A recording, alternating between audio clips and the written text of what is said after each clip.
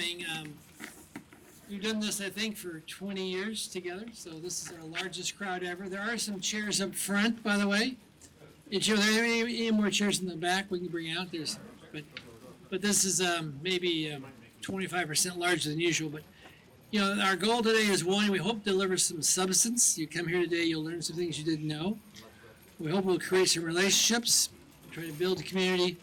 We hope to have some fun. So anyway, it is the holiday season. And obviously today we'll have a little bit of a Christmas theme. We do want to recognize our friends who are Jewish. This is Hanukkah time. I think it starts on Sunday, I believe, the 22nd. And it's a Jewish 8-day wintertime festival of lights celebrated with a nightly memorial lighting, special prayers, and fried foods. It celebrates the rededication of the Holy Temple. So you want to recognize them. And Kelly, you're Yep, and we also want to recognize Kwanzaa, and it's a week-long celebration that is celebrated in the United States as well as other countries with populations of African descent. It is a holiday which celebrates and honors African culture in not only the African American community, but also in the world African community as well. This holiday is celebrated from December 26th through January 1st. good. Anyway, we're talking about some real estate stuff today and some young leaders and some community things. So we're going to start, I think, with the hokey pokey. Now, Jim, are you in charge of this, or Mark? Who's in charge? I don't know. This was not my idea. It's a great idea, but these guys thought of this. So with Hayden Fry's passing, we thought maybe just recognize his role as of our community. We do the hokey pokey. So Mark, here you go. Yeah, so we need everyone to stand up. I know you're eating your lunch. If you didn't, for those few of you who may be not Hawkeye fans, a tradition that Hayden Fry had that's been carried over with Coach Ferentz is after any win, any big win especially, the team would huddle around the coach and they do the hokey pokey. That's how they'd celebrate. And so to honor that, we found a video of Coach Fry doing the hokey pokey with his team after beating Michigan.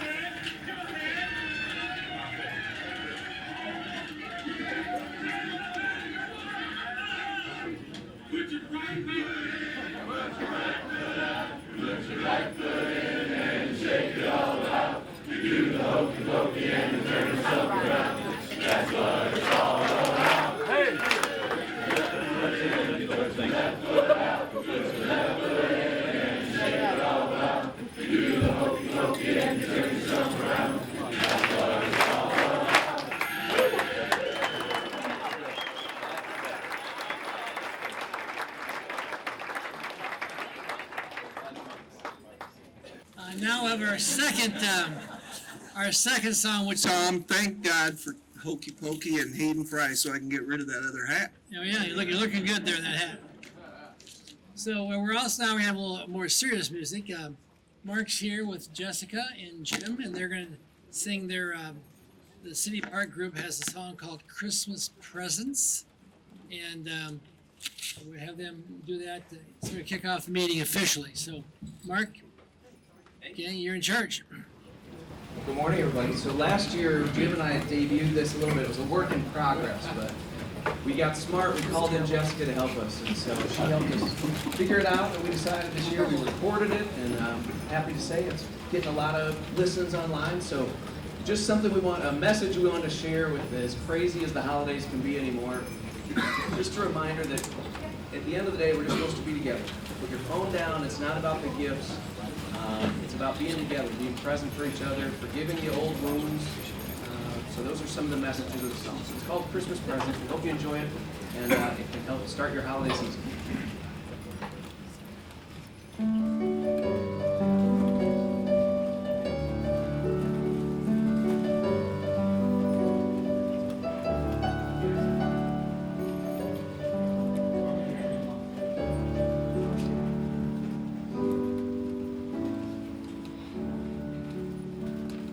Seems to get harder and harder each year. All stressed out and fragile in a time meant for cheer. Trips to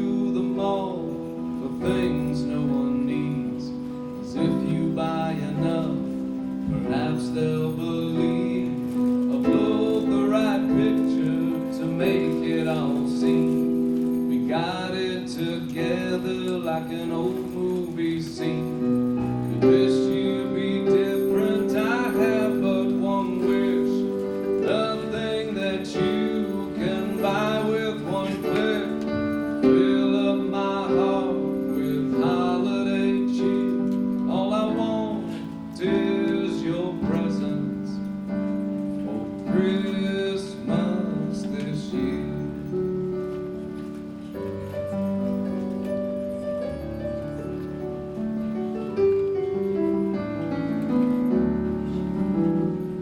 The children's bright faces from the glow of their screens, liking and swiping and snapping the tree. Let's start a new streak and put down our phones. We'll talk to each other to not feel alone. Let's put the old hurts out of our mind and receive each other with hearts that are kind. Wish you'd be different. I have but one wish, nothing that you can buy with one click. Fill up my heart with holiday cheer. All I want is your presence for Christmas this year.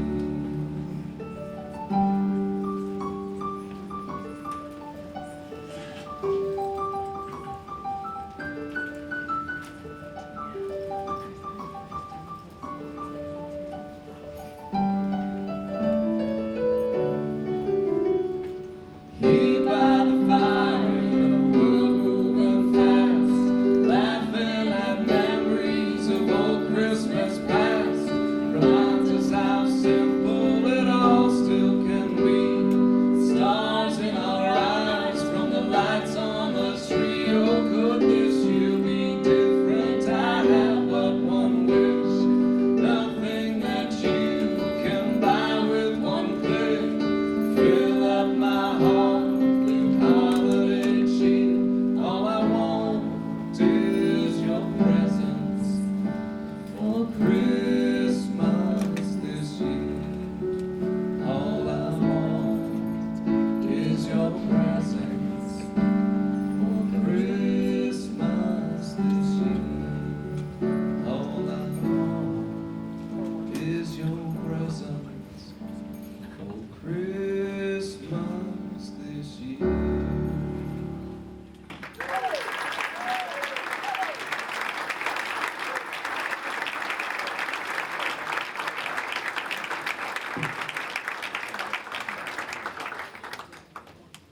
Before we move on, I think it's only appropriate that we also acknowledge Mark Nolte. He'll be leaving as president of ICAD in January, and our area would not be what it is today without Mark's efforts and that of his staff. And Mark is going to be missed, but we do appreciate all that you've done, and specifically all that you've done for Coralville. So thank you.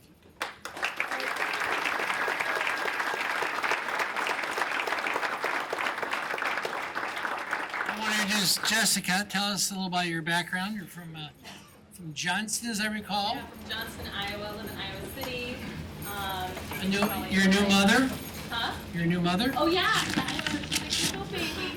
So, yeah, he's at home. I didn't bring him, but he's definitely very cute. So it'll be his first Christmas. So, Yes. yeah. She's an opera singer that's sung around the world. So she's a unique talent. And you have your local business here too? Yeah, I have Patel Voice Studio. I teach voice and piano lessons in Coralville. So this is a fun project for us because I don't usually sing this kind of stuff. So it's really fun for me, and Mark and Jim did an amazing job. So props to them.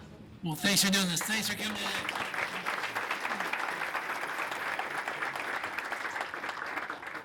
Real estate, right? Oh, yeah. Yeah, okay, we're going to talk now about some real estate things happening. I know people think we have enough apartments and stuff, but there are three new projects which are going to occur in 2020. So we thought we'd share some information about these projects to let you know what's going on. So Kelly's in charge. We've got is Mike Bales here. Is Mike here somewhere? Mike's here, and Adam Hahn's here, and Andy Hodge. So Kelly's working this thing up. Mike is with Urban Acres, and he works with the Evans Group. and they've got a couple of projects, so. Mike? Kelly? Which mic? You speaking to that? Into this one? Okay, has anyone ever heard me sing before? Because we're going to do a sing-along. It's not going to end well for you. No, I'm Mike Bales with Urban Acres Real Estate, and I was asked to speak today about a couple projects that I'm the marketing representative for Grand Rail Development. The first one is basically a couple years ago, the city did a new comp plan and a new outline of kind of the vision for the entire Coralville, and then they did a separate research project for the west land use. And this is one of basically one of the first projects that's going to go into the west land use and kind of kick it off, be where the main trunk sewer line for the whole area comes in. Basically, to get you geographically oriented, you can see Walmart down there, and then Costco. And then over on Jones Boulevard, down at the end, that's where Hawkeye Harley Davidson and Tyson's is. And you can go up and you can see where Jones Boulevard stops. And then back up to the top, you can come in off of Oakdale and come down, and by Blue Sage, you can see where Jones Boulevard stops. The project itself, okay, so this is a project that's already been approved by Coralville. This is Ridgeview subdivision, and down where Jones Boulevard stopped before, down at the bottom, it's going to connect up. You see the roundabout there, and then it'll go up and then eventually connect by Blue Sage, and that's going to open up the whole area. I know Tom referenced apartments, but we're actually going to have a mix of a lot of different things down here. There will be some apartment housing. There'll be condos, townhouses. Off to the what's my right, your left, is a wetland park that will be designed and done by the city. So another project that is going to be coming, it'll be coming out of the ground March of 2020 is The Point. And this is located, if you know where Grand Living is in the Bridgewater subdivision, you can see it off of I-80. This is the big pond that's been out there that hasn't been developed for 20 years. And essentially, when you're looking at housing stock now, and there are proliferation of larger buildings being constructed in the area, you have kind of two main options. You have senior living, or you have student housing. That's a lot of what's being built. This is a concept for everything in between. This is young professionals, this is retirees, this is people coming to the area. It's going to be a mix of rental and for sale units. The first two floors that you can see down below are, you can see the open panels, and then there's one floor below. Those are underground parking. Then the main level of the middle building is going to be all about experience, all about social network. I'll show you a few pictures here in a second. The next three buildings are rental, and then the top two will be for sale units. The biggest thing about these is there's a lot of amenities that are planned into this building, but yet it'll be basic market rate. So it'll be affordable, it'll be available to the public, and it'll just have a lot of different amenities that a lot of the other projects don't have. For instance, the pond and the dock down there. This is a picture a little closer up of the middle portion there. Overview. View looking out onto the pond. And then when you come inside, there'll be a lot of, gathering places. There'll be a big lobby, a fresh food market, a cafe. There'll be 2 golf simulators, a workout facility, and a dog park. There'll be a dog wash, there'll be a bike wash. There's just a lot of things that people are asking for that aren't here, but again, the biggest thing is it's market rate and it's affordable. So, thank you.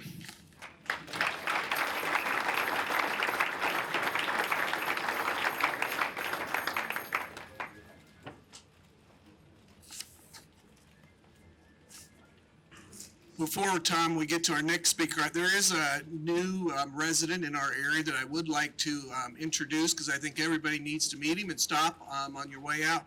Craig Sundell. Craig, stand up. Craig is our new manager at the Coralville Marriott. He just came here from Lexington, Kentucky, and we're very excited to have Craig here, and he's got some exciting ideas for the Coralville Marriott and things that he wants to implement this spring. So I would encourage you all to come and to meet Craig and then go down to the Marriott and see what he has to offer. I do want to give you one of these hats so that you can start your stay here in style. Our next speaker is Adam Hahn. Adam works for Watts Group, and he has done and been responsible for many, many new improvements around the community. First Avenue, Iowa River Landing, and this is going to be a new area for Adam that he'll be working on. Thank you, Kelly. Extremely excited to have this opportunity to introduce you guys to the Watts Group's newest building or area in the town, and it's like I said, it's very rare that we get an opportunity like this in front of all the right people, I feel like, to roll out something like this. But we've been working with the city on this for quite some time, and our newest building or area in town is going to be the co-op or Brown Deer Co-op. For those of you that are familiar, as you enter into Brown Deer, there's a large hill and then the driving range. We're going to build on top of that hill. So we've got the first thing I want to show you guys is some drone footage of what the views are next to Coralville's biggest and most beautiful park, as we like to call Brown Deer.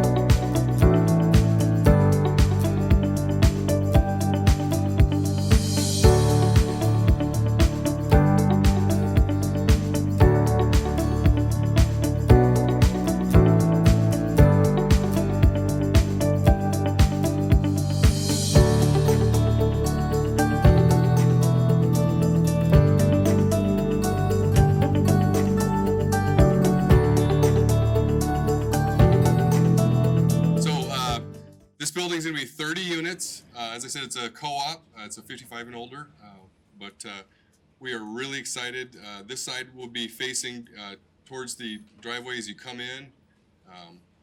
The back side, obviously, will have a taller view. We'll have underground parking with a lot of amenities. Maybe not as extreme as Mike's, but we've got a golf course next to us.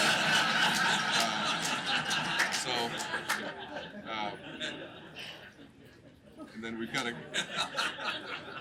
couple more views here. But we've assembled a great sales team.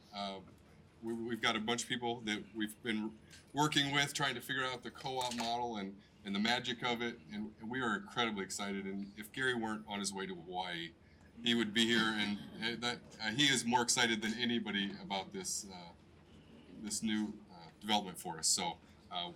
In January, there'll be a teaser going out, and late January, early February, we'll have our first rollouts, meetings, and there'll be a lot of stuff for us going on. That we'll use Brown Deer as our sales point because Coralville's been really good to us and continue the relationship. So that's it.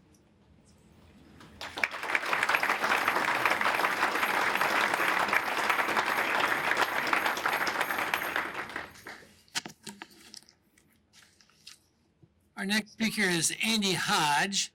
Andy's with the Hodge Group. I think he's like a vice president or a second vice president. Or at the bank, we have like 6 levels of vice presidents. Are you a vice president? Yeah. Yeah. The good news, Andy and I'm a little bit older than he is, but he will be turning 30 in February, so we'll be in the same demographic for marketing. 30 to 73. So it'll be great that we'll all be able to market together. You know, we're lucky because Mike Hodge is here today, and this is his day off. Oh boy. The only days he works is Monday and Tuesday next week.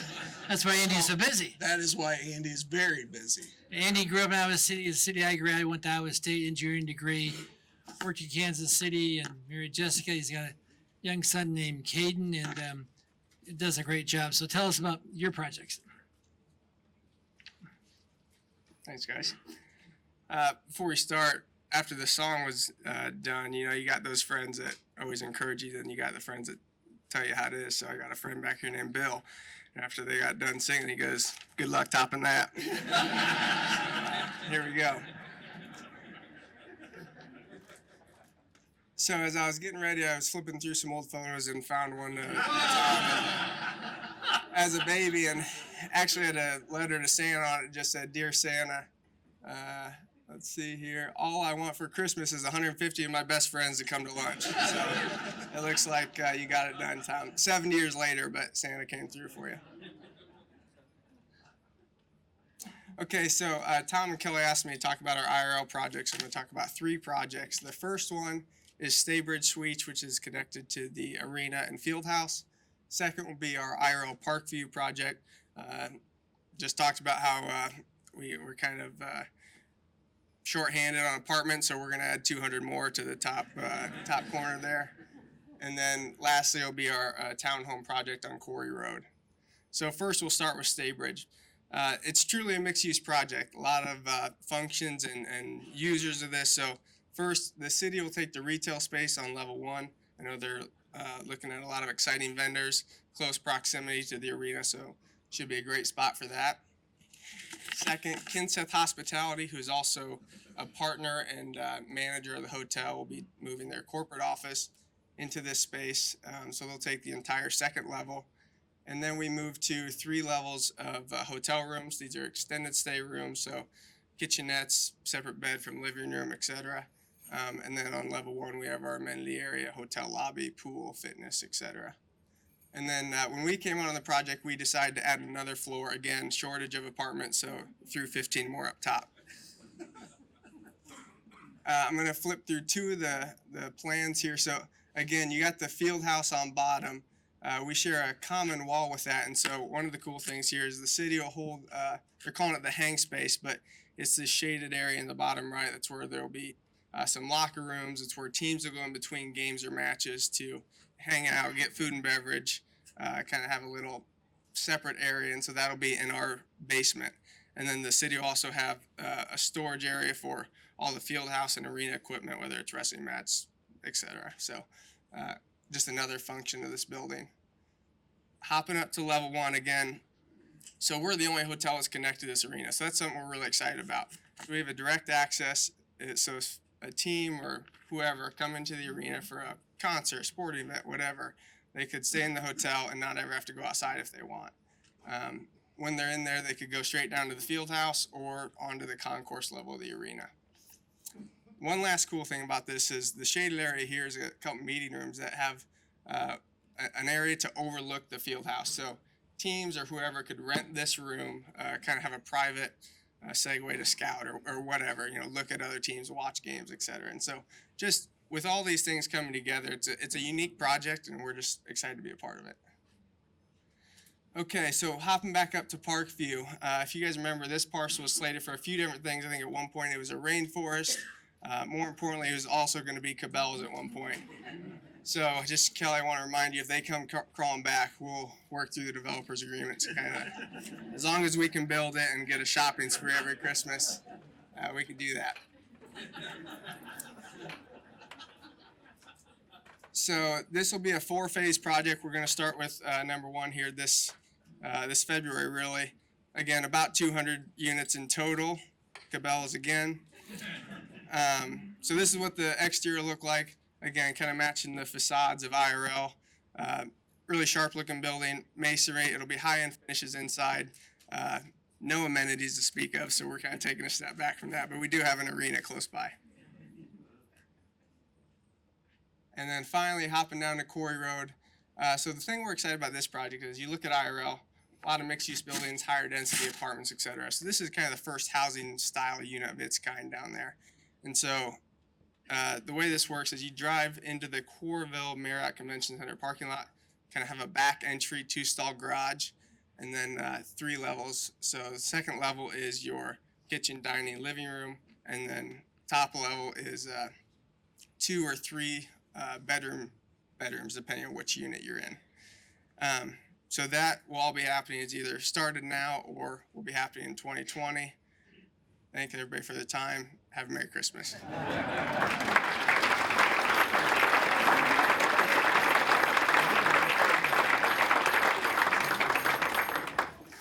Well, thanks, Andy. I'd like to bring up my staff now to thank them for their help. Jim and Minda and Ryan and Hey, but don't you think the Hodge Group has upgraded there a little bit with Andy over Yeah. Mike? is where the future's so bright. Yeah. You know, these lunches do take some time and some work, and this is our team. You know, Kelly here does our loan stuff for us. She's the world's best. She works all the time. She comes to work early and stays late. She has a son too. We'll be celebrating his first Christmas, and then Ryan is joined us in the spring, and he's got a young child celebrating his first Christmas. He makes commercial loans, and Minda does everything. She makes commercial loans and everything else, and does most of my work, but don't tell my boss Harley. But Minda does that too, so she's valuable. And of course, Jim sets the tone. Jim is our market president, but the reason we're successful is his sort of feeling he creates in the office. So I do want to thank them for their work. We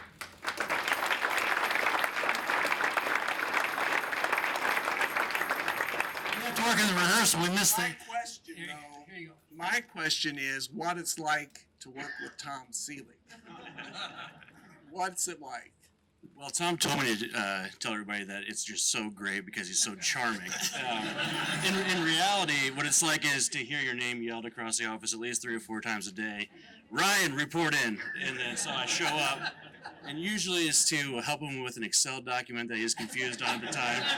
Or to talk about the most recent money line or sports line on the Hawkeyes at the time. So that's in reality what it's like to work with Tom Seelig. I was also told to say that Tom is witty. But in reality, my favorite part is when he gets a haircut and he makes me tell him how good he looks after. Yeah, he doesn't say, Tom, that he looks good, that he looks younger, is what he says. And I've worked with Tom for, 15, 16 years, and I've been trying to teach him Excel over that time period. And I think we've mastered cut and paste.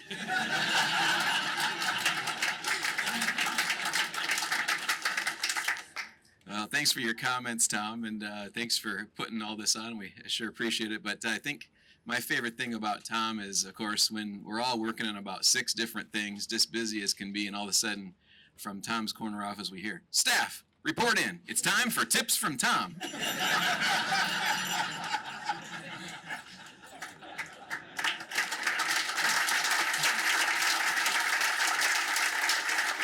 Well, fortunately, I do have some tips.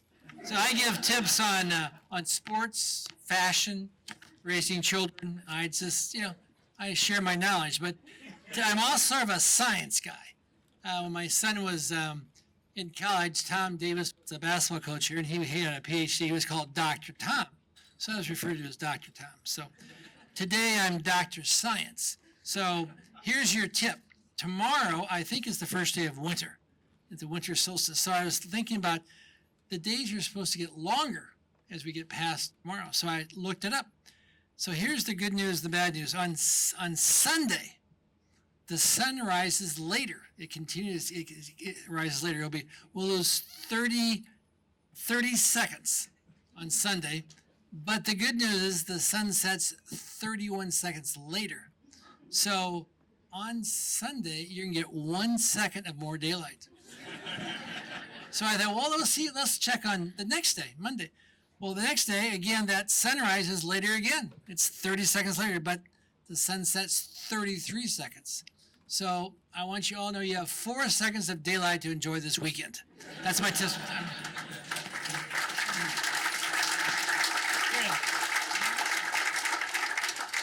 Hey, Tom, has anybody ever asked you to sign a picture of yourself? No. Well, my buddy Vern, he got rid of all of his kids in his house. He redid the bedrooms, and he asked his son if he wanted anything out of his bedroom. One thing is all he wanted, which was this 2003 picture of Nate Cady. That's the only thing that he wanted out of that bedroom. And so I'm going to have him sign it so that we can. No, I'm not you. That would be a real disappointment. So Nate still has it from 2003. They still like his picture. So Nate, I'm going to have you sign this before you leave. So.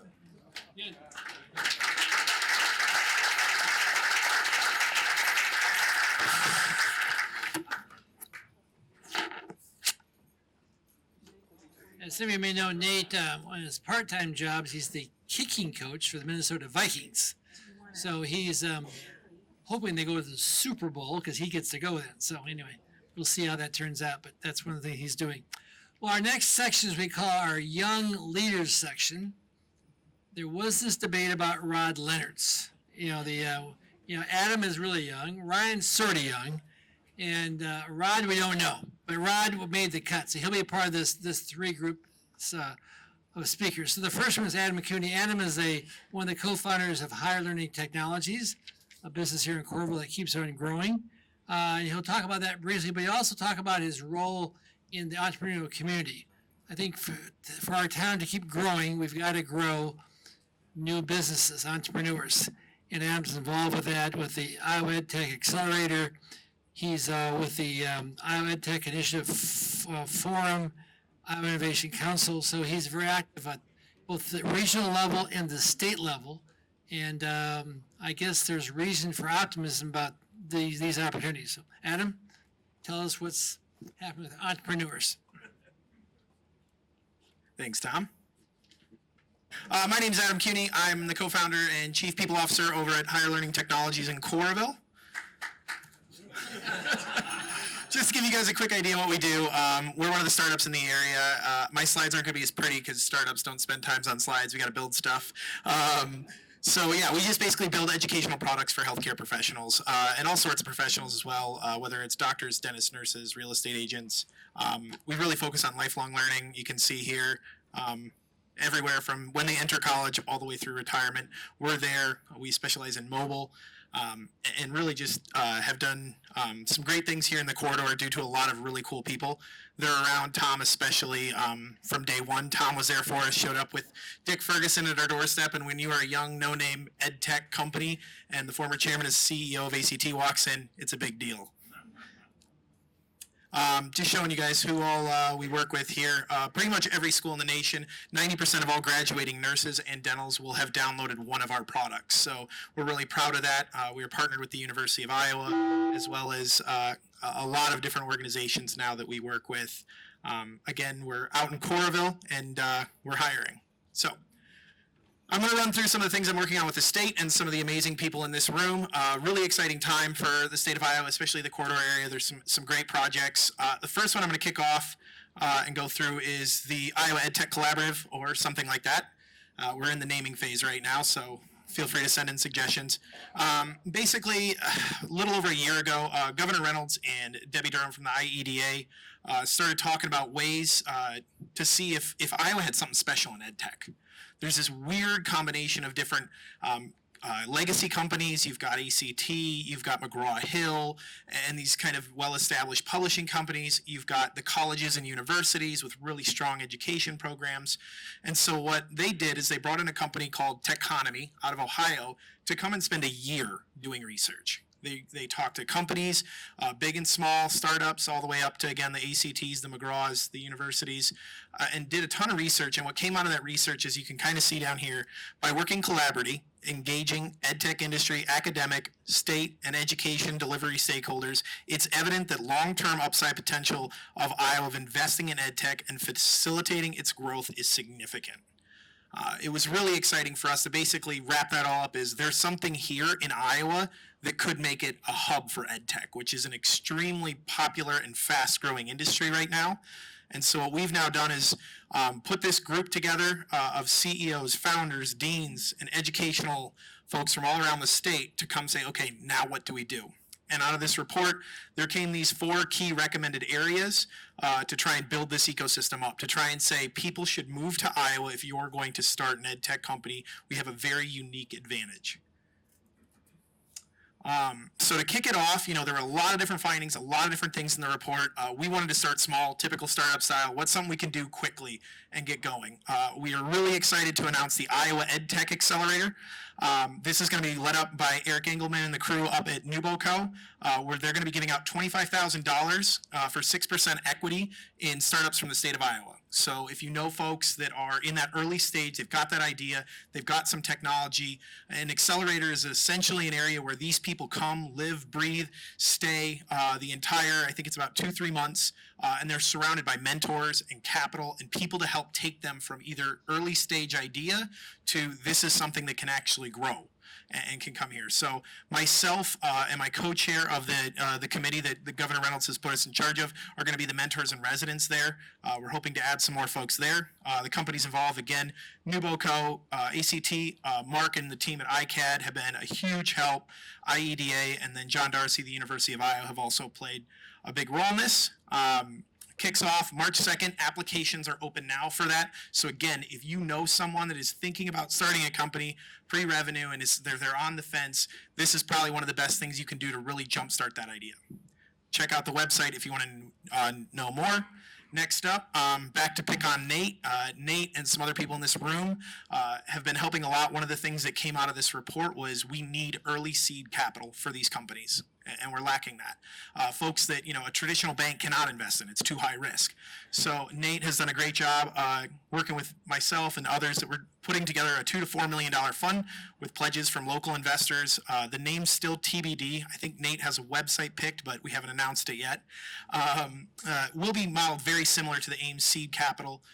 So keep your ears out for that. We're really excited. Again, there's a lot going on in this corridor area, and we think that especially around ed tech and startups, we've got a really unique opportunity.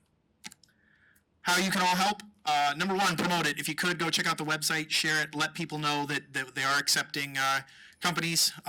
ISA and NewBoCo is hiring some folks to help get the word out around marketing. So again, send them there. We are looking for mentors, folks that have scaled companies successfully that can come and help these startups when they get here, coach them through things.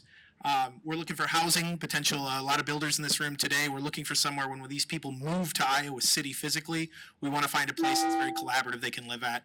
And lastly, corporate sponsors. Just anything from just supplying them with some lunches to just there's a ton of different ways to get involved with this. And we really want to show these folks, you can do it here. You do not need to go to Boston. You don't need to go to San Francisco.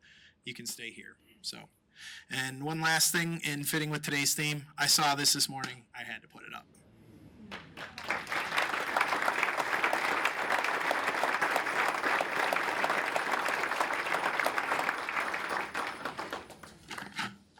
I think one of the things back to Mark Nolte and the Ed Tech is this is the first time that the state of Iowa is putting money into a program, and it's being run out of Johnson County because of Mark's efforts. It's not being housed out of Des Moines. It's right here, so thank you.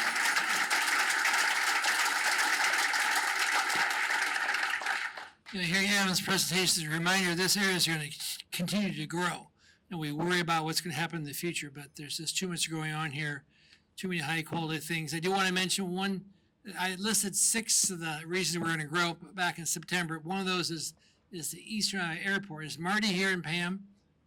Stand up briefly. We just want to remind you that for us to be successful, we got to have a strong airport. Whatever you do not drive to the Quad Cities or Des Moines to catch planes. We fly out of Cedar Rapids, Iowa, right?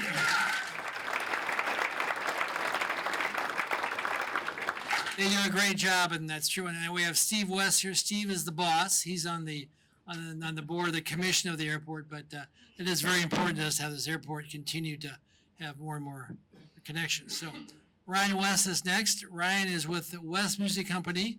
Come on up. I don't know what his title is. I think you may be like a senior vice president. Executive vice president. And he brought his father up here. Steve is He's a young guy. yeah, Steve is sort of like Mike Hodge. He sort of works. We don't know how much, but he's sort of around, but he's not really running the show all the time. Another thing about Ryan I want to mention, he grew up in Iowa City, went to West High, went to college. Where'd you go to college? NYU. Stayed out in New York for a while and pursued some opportunities in acting, and then but came back, and then we're very fortunate that he's here. So in West Music Company, I know I exaggerate, but this is a true story. This is an international company.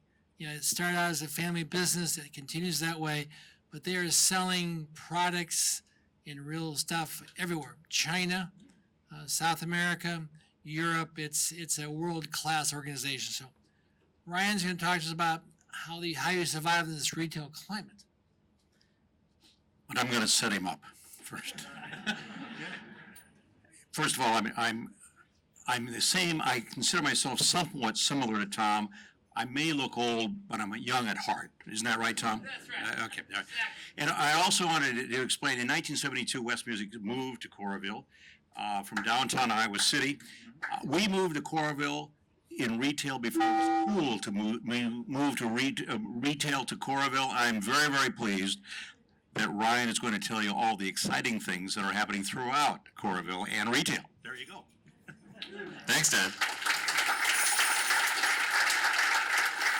He was the young guy, the Coralville Growth Luncheon back in the 70s. He was the young guy then, right? So, as we celebrate 2019, wrapping up and going to 2020, we wanted to share some of the impact that retail has in Coralville area, as well as in the region at large. First off, 2019 saw a lot of new retailers coming to the area. This is kind of the slide here. This is just a couple of them. These are notable new additions. This is not all the new additions. Some of them you may recognize, some additions to the mall, as well as some additional new retail spaces going at IRL and other places. But you can see the amount of growth that's already happening just this past year in 2019. The addition of all these retailers continues to drive additional sales tax revenue, and so we wanted to compile some of the impact that sales tax revenue does have on our community, and we decided to look back about 20 years to see what our sales tax looked like in 1998, the year the Coral Ridge Mall opened, till now. And so a big thank you to Ellen Hobble for compiling this information for us. So these are big numbers, so it's hard to follow the commas as much as you can, but in 1998, when the Coral Ridge Mall opened, taxable sales in the city of Coralville was about $171 million, and this is compared to the Johnson County, $931 million, and then state of Iowa, 25, it's $1 billion. There you go. So Coralville contributed about 18% of retail sales in Johnson County, and then we fast forward 20 years. And look at these numbers. The great news is that we've all been growing. This is the Coralville Growth Luncheon, right? So you can see some growth happening there, but if you can't see the numbers there, Coralville created $830 million of taxable sales, whereas Johnson County was about $1.8 billion, and then the state of Iowa, $39.3 billion. Coralville contributed almost 44% of retail taxable sales in Johnson County. So give yourselves all a round of applause for that.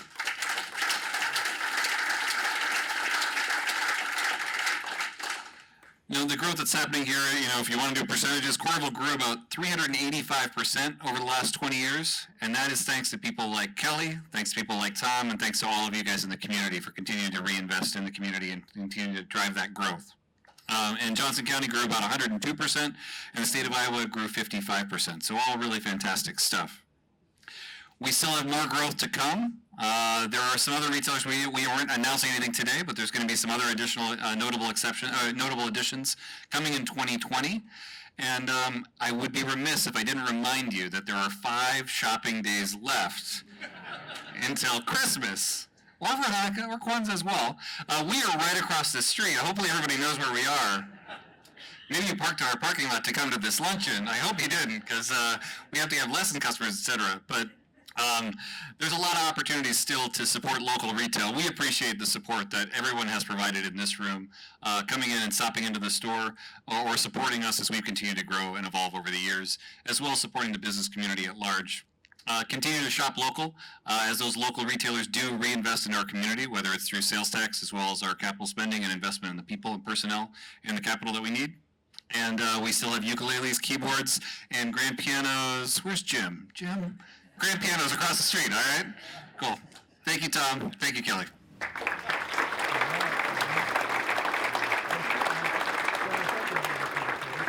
Thank you very much, Ryan and Steve. We are very, very lucky to have you in our community, and we are pleased you made that decision in 1972, Steve, so thank you. For those of you that haven't been out to Coral Ridge Mall, I would encourage you to go out. There's a lot of things happening out there, and I was told the other night by March, there will be about 4% vacancy total in Coral Ridge Mall. So that's how well retail is doing in Johnson County. So Monica, thank you very much for all that you guys are doing and contributing to our community. Our next speaker is Rod Leonards. And all of us know Rod from a lot of different ways. Tom and I have discussed that Rod is the only person that we know that travels with his own priest. Father Chuck, my good friend Father Chuck is here today. Father, stand up here. Because before we get to Rod, I want you to tell them, because we're here today talking about things that are happening in the community. And one of the things that's happening in the community is there's big things planned out at St. Thomas More. So if you would share with them a little bit of what's happening out. I'll leave it to Rod to do that. Rod's a part of our campaign, and right now what we're doing is raising money. But we are experiencing great growth, as is all of Coralville and the whole area, and our church is expanding as well, and we hope in the next few years to be able to expand our worship space. So we currently seat about 470. We're hoping, except that come Christmas, we'll have some 1,000, 1,200 usually at the Christmas Eve Mass. So standing room only. You're all welcome. But we do hope in the next few years to be able to expand that to a church of about 1,200 seating capacity.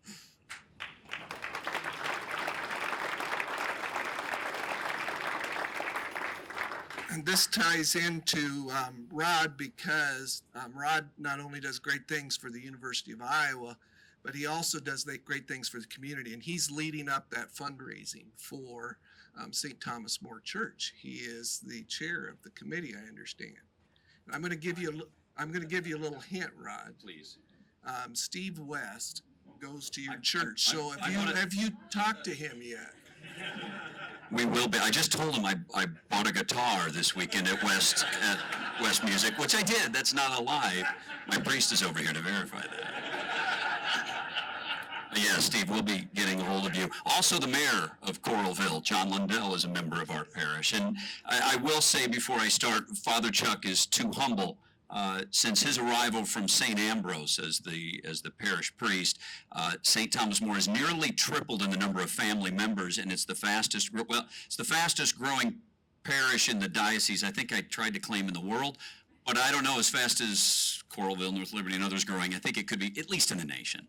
And you'll be taking checks and absolving sins after. Is that what's happening? I can't remember how this goes. I don't know how it goes. I'm a Regina graduate. They didn't teach us that. I've been begging for forgiveness ever since. But and by the way, there's one other, just a shout out, one other thing I might mention. Monday is here, raise your hand, Monday. I happen to also have the honor of being on the board for the Hoover Presidential Library, and we've got big things planned for the Hoover Presidential Library Museum and grounds, and Monday really runs the show out there in raising the funds and garnering support.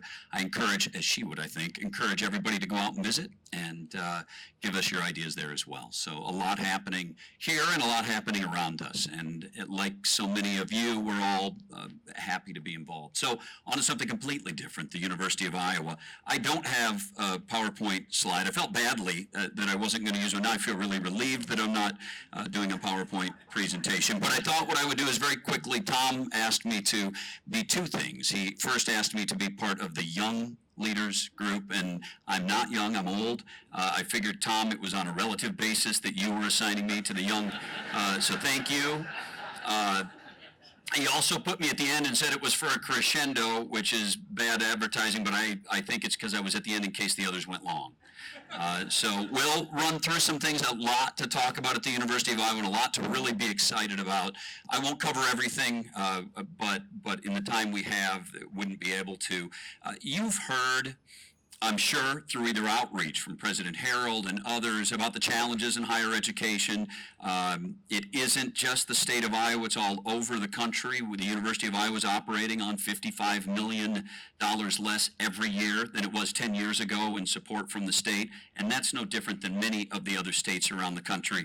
We've also heard, apparently, we've all been working way too hard, so the national birth rate is much lower than it was previously, and so there's this sort of national trend running around that higher education is going to be in trouble pretty soon because there aren't enough human beings to go to college for a pocket of time. Those happen in waves, but all of higher education is facing this, and so we're in no different boat than most of the country on that front, and I think this also serves as a really outstanding opportunity for those in higher education that are thinking innovatively, are trying to strive forward, not in a different way, but in a better way in operating universities.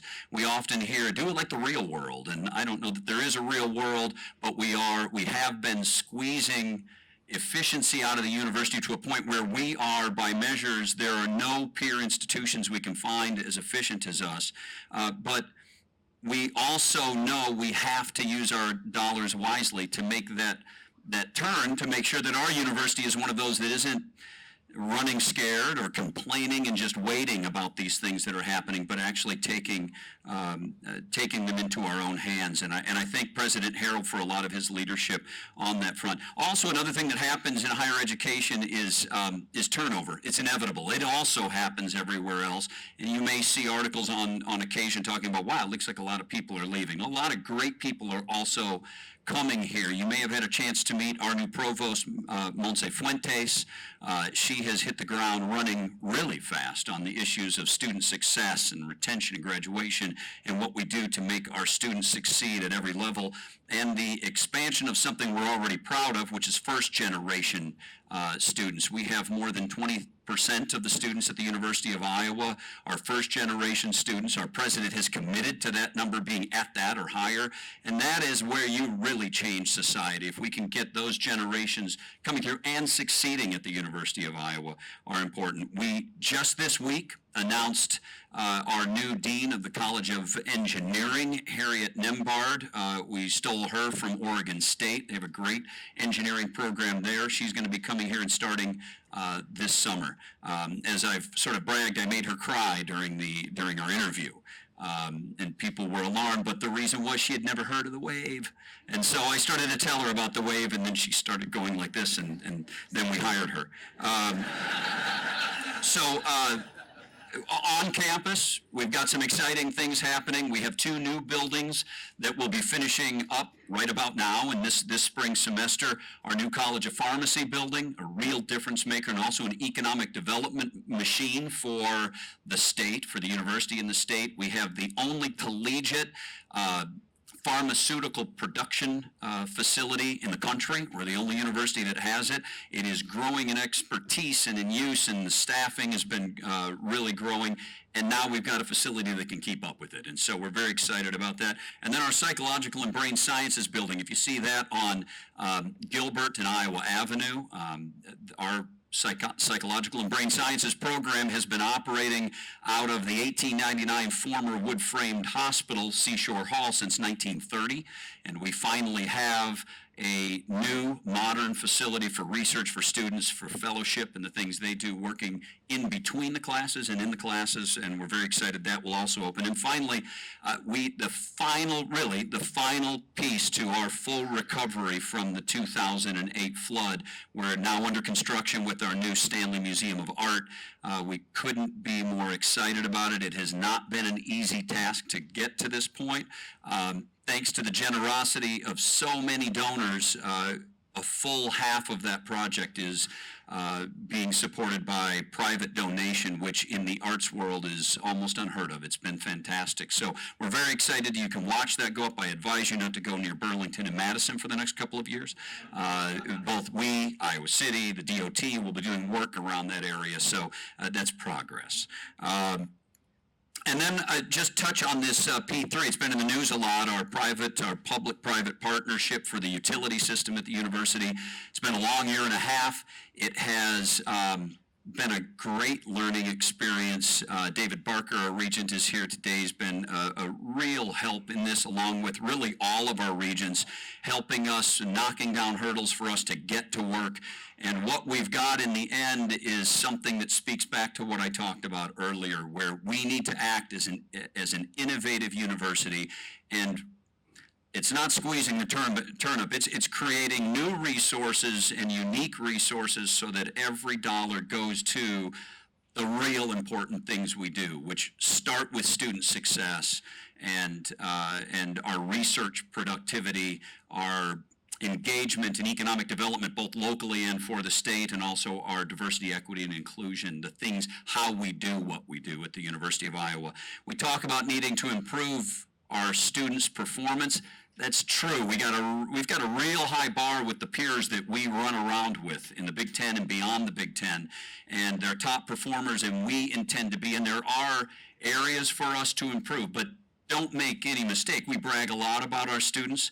This last year, we had 17 Fulbright, this is a national competition for some of the best students in the country, 17 Fulbright students awarded at the University of Iowa. That made 61 in the last 5 years, and we are nationally considered a factory for Fulbright students.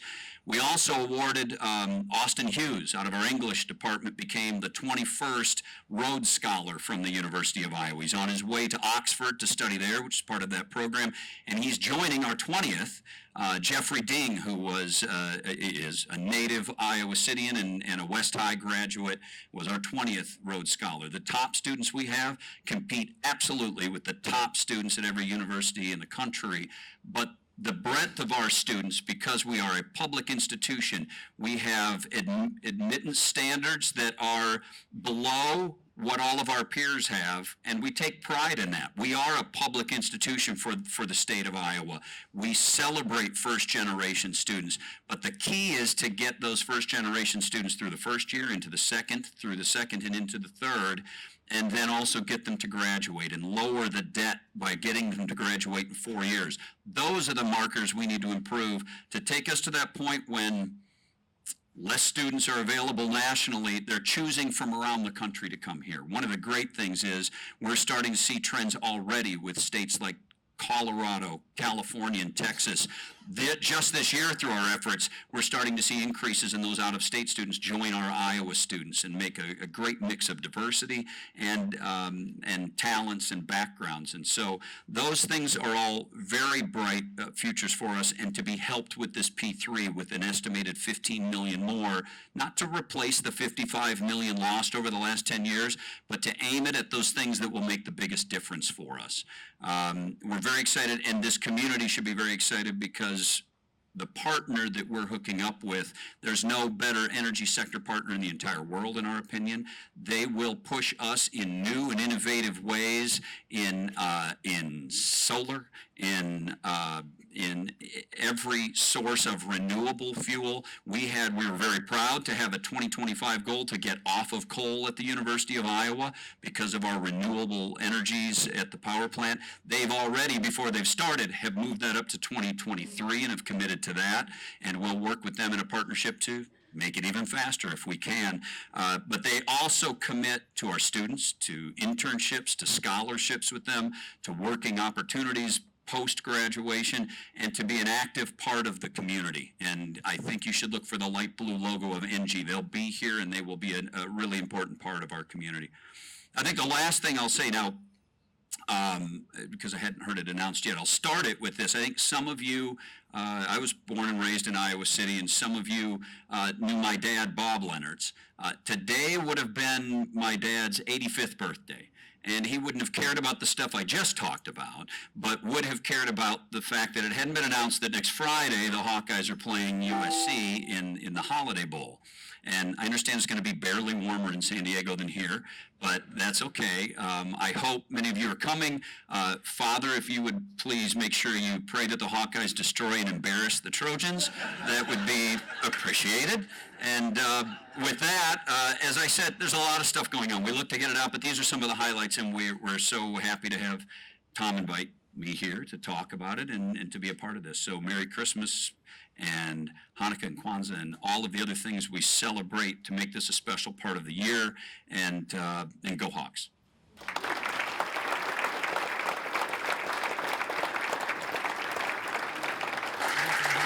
Thank you, Rod. We have no better partner.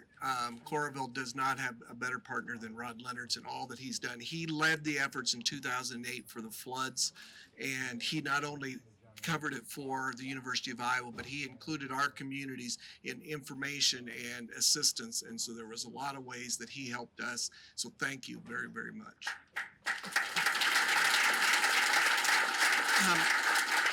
We've got two last speakers to update you on projects that are happening in the community. First of all is Josh Schomburger, from the president of the Iowa City Coralville Convention and Visitors Bureau. He has been leading up the efforts on the Extreme Arena, and he's here to give you a brief update on what's happening there. You bet. Thanks, Kelly. All right, so some of you might not have seen this little fly-through video that's we updated this past spring. So I thought I'd just show it really quick. It's just a minute long, I think, at most, and gives you a little bit of perspective as to what the arena will look like when it's all said and done. Here's the beautiful Staybridge Hotel that Andy talked about, which is going to be connected to the project. And this building over here is going to be another mixed use with the Johnson County Historical Society Museum, which will be relocated from down here into this building. There'll be a classic car that sits in this window. That'll be the Antique Car Museum of Iowa as well. Some team store and some additional, just a little bit of retail and some additional office. Big outdoor green roof that can accommodate about 175 people. So for pre-function space or any sort of activities, maybe before a concert, you have an social up there or something like that. So I don't know if the sound is working on this, but we'll see. And if not, you can watch it in silence.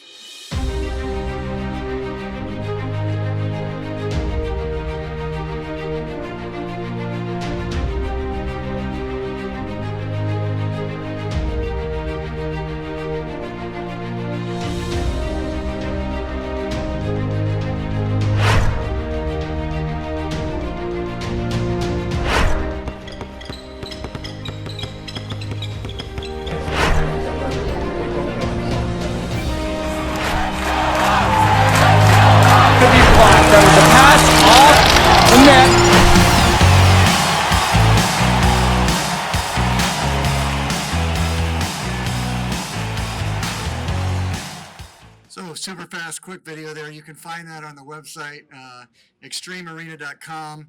The project is moving along really well. We couldn't have had better partners in Mortensen Construction. I don't know if anybody's here from Mortensen, but they really are terrific to work with, as well as everybody else that's involved.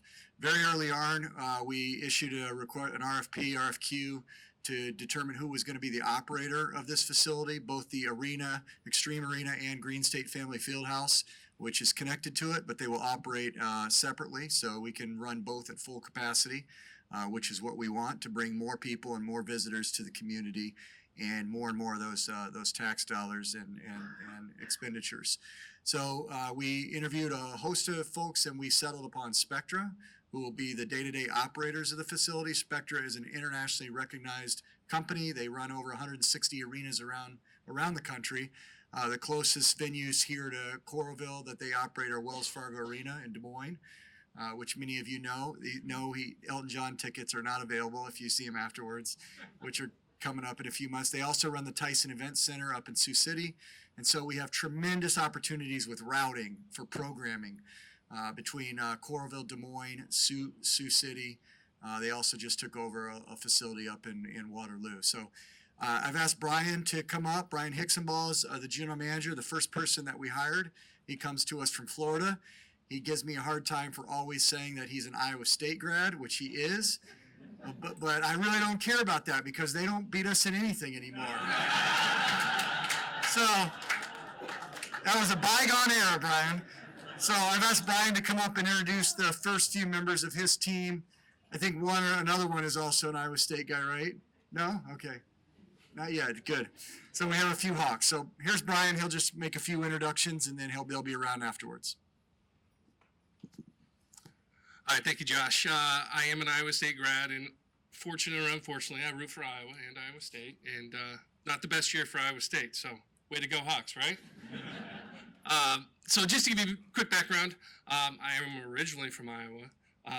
Started in Des Moines, moved to the University of South Carolina, and then Josh did mention I made the big move during winter, a couple winters ago, and said I'd had enough of the fun and the sun in Orlando, and let's come back here to Coralville and make this happen. So we're really honored and privileged to be part of this project. We can't wait for August. So our opening date is going to be August 25th of 2020. That put it on the calendar. That's when we're opening. And just a huge opportunity for not only us as Spectra, but me personally to get back here and introduce our team too. But right now we're all native Iowans. So I'm the farthest away in Knoxville. Michael Rooney is our field house director. He didn't travel very far. He's from Cedar Rapids, went to the University of Iowa, and he's our Coralville resident. He's moved twice since I've been here in a year and a half, and that's as much as the rest of us have moved to get here. He just can't stay put. Josh Kleinmeyer joins us. He was previously with Hawkeye Sports Properties. He's been on board for a couple months, and a lot of these people in this room, we've talked to a few, but we're going to get names and numbers after this. We're going to hit you up, find a spot for you in the arena, and really look for ways that you guys can participate and be a partner in the building too. And then last but not least is Jared Stacy. He's our representative from Fairfield, Central College grad. He's the guy who gets it done. He's our director of operations, gets down into the weeds and makes things happen there too. So, great staff. We're talking about business development, what we're going to do. At the end of the day, we're probably going to be staffed up to about 15 or 20 full-timers. They'll start to transition in here starting in the spring and then really building up as we look to open up in August. There's also an opportunity for 150, probably 200 part-timers. Always looking for somebody to work that 11 p.m. to 6 a.m. shift. So if there's any volunteers, find Jared after this and we'll get you signed up. Please. Yeah. But there's going to be a ton of those positions. We're going to have ice, and so you transition from ice to the volleyball match, which is actually putting down 2 courts. So we're going to put our basketball court down and then the Terraflex court. We'll transition from ice to a stage. There's just a lot of fun things that we're looking forward to do there. And then one question everybody inevitably asks, what shows are you going to have? What's going to be the first show? What are you going to kick it off with? And I was in a meeting with both Tom and Kelly. It was probably about 2 weeks ago. And Josh was in there too. He says, I want to see our wrestling. As many wrestling events as we can do. Let's do that. If you listen to Tom's podcast, a little plug for that, Kelly revealed that he's really looking forward to the Monster Truck Show. He can't wait to see how dirty we get the arena just after we open it, and then how we get it back. But then we got to Tom, and he's like, I'm a music connoisseur. I love the fresh stuff. And his first 2 were Billie Eilish and Lizzo. Exactly what you'd expect. So we kind of kept on going down the line, and then I got a list from Lori Goodrich, and on her list was another one you would expect. She's looking forward to seeing Kanye West. So we are, that's what I'm working with right now. So we are going to be around after. I'm not going to talk too much longer, but I would love to hear what everybody else wants to see. We're going to do the family shows. We're going to attract up and coming acts. We're really at a size where you're going to get the new artists that are on the rise, and then we're going to get some legacy artists who are coming back down at the twilight of their career. It's going to be a great fit, beautiful building, and looking forward to seeing all of you in it when we open up in August. Brian, the mayor and council are, first of all, here, you'll wear that in pride, I'm sure. The mayor and council are very proud of the facility that's being built down there, but one of the other facilities that they're equally proud of that's being built here is the new Veterans Memorial in Coralville, and that's very, very important to the mayor and council. And we have a community group that is working on putting this together, and Rex is working with that group, and he is here to tell you about what is happening with the Veterans Memorial.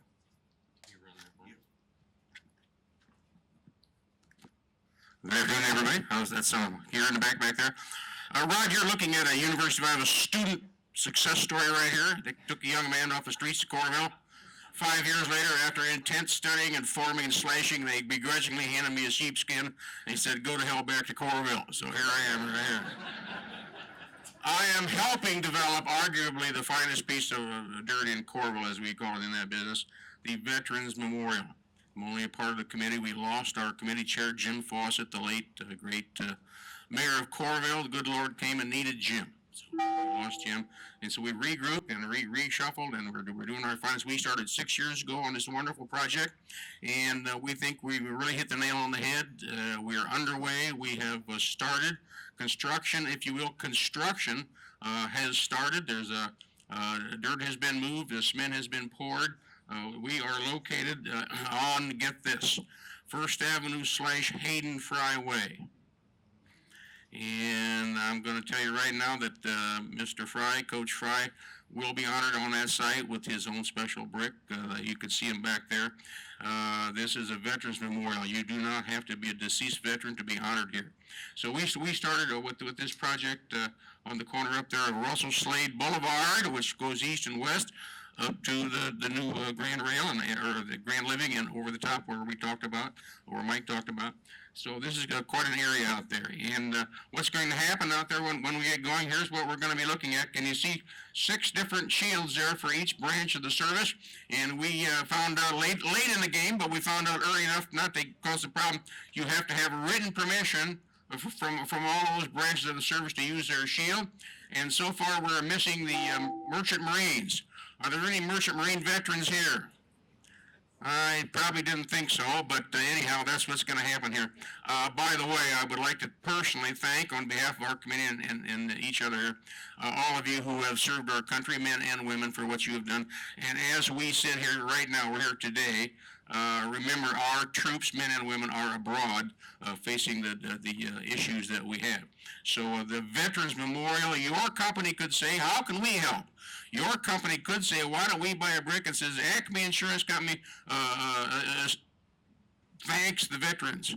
Acme Real Estate Company says thank you to veterans. You could have a business meeting and say, you know, our company, we do a program every year. We donate to invest in different community projects. This would be one that you could do. We had about a $450,000 budget, and we have we're raising money right now for the shields. Get this thing to work for the shields up there, and we've got $200,000 on-site donation. A certain individual in this room went to the arena contractors, because they're always saying, contractors that come to Coralville and say, how can we do something for the community? How can we help? He happened to mention his project, and they tripped over each other to get on site here, and they've made a large contribution. So all of the committee that I work on, all we're doing is we have to raise the money to buy these shields. And we've got about a $190,000 project there. We've got about $50,000 to $60,000 raised, and we haven't started yet. How's that sound? Okay, so that's what this is about. We drafted. How's that term, guys? How many of you that word just makes you squirm, doesn't it? We drafted Diana Lundell back there. Diana Lundell grew up as I thought she was an Army bred, but she just informed me she's not an Army bred. She's a Marine bred. Her father was a Marine. Is a Marine. No matter how old you're a Marine. You are a Marine. So. We drafted Diana. She is a former Coralville City Councilor, and if I might say, the better half of Mayor John Lundell, for sure. He's the better half, right? So Diana has taken on the brick project here that we're all involved in. We have Patriot Circle for your company at a certain level. We have different levels, as you would suspect. Each level pays due respect to all branches of the service and any and all who have served. So even though you might not have served, you can help us with this down the road. If you did serve, or you have a son or a grandson who served, or granddaughter who served, you'd like to put something up, Jane W. Smith, United States Army, 2003 to 2007. Those things are all available to you. Again, we can't say enough about all the success we've had so far. We're going to keep going and keep an eye on us. We're coming up out of the ground and things are looking great. Thank you for your time.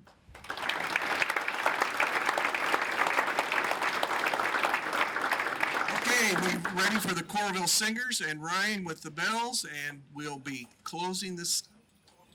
All right, Coralville Singers. We didn't practice at all.